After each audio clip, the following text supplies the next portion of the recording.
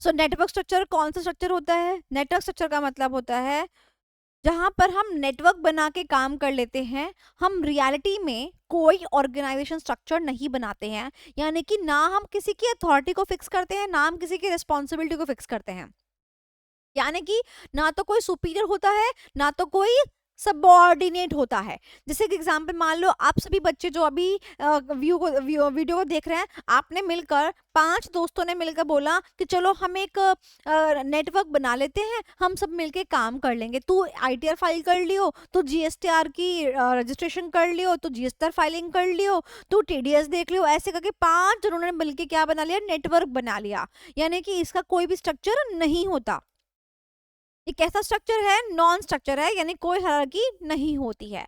ज्यादातर हम काम खुद नहीं करते, क्या करते हैं? आउटसोर्स कर देते हैं। जो हमें आता हम करेंगे, जो हमें नहीं आता वो क्या करते हैं? हम आउटसोर्स कर देते हैं कि भैया अब एक बात बताओ, जहां पर सीए की स्टैम्प चाहिए होगी, तुम तो सीए स्टूडेंट्स हो, खुद तो नहीं लगा पाओगे, क्या करोगे? उसको आउटसोर्स कर दोगे। एक तरीके का वर्चुअल ऑर्गेनाइजेशन होता है, यानी कि किसी को दिखता नहीं है कि आप कुछ काम कर रहे हो, ये वर्चुअली रहता है। ठीक है।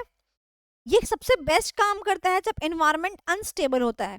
क्यों सबसे बेस्ट काम करता है? क्योंकि जब एनवायरनमेंट अनस्टेबल होता है तो वहां पर किसी की परमिशन लेने की जरूरत नहीं पड़ती। जैसे मान लो कुछ पिछले साल क्या होता है, कुछ ट्रेन ना पटरियों से अलग हो गई थी, चलते चलते गिर गई थी नीचे।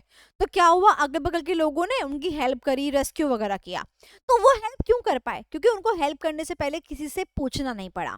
तो ये भी एक ऐसा और टाइप का ऑर्गेनाइजेशन है जहां पर काम करने से पहले ना कुछ पूछना नहीं पड़ता, है ना, टेंशन नहीं होती। तो जैसे मान लो कोविड आया, किसी के मन में ये आया कि चलो ये काम कर लेते हैं, ऐसे कर लेते हैं, तो ठीक है भाई, ऐसे कर लेते हैं। तो जब एनवायरनमेंट अनस्टेबल होता है तो ये बहुत अच्छा काम करता है, बिकॉज परमिशन लोगे, परमिशन लेने में टाइम लगेगा।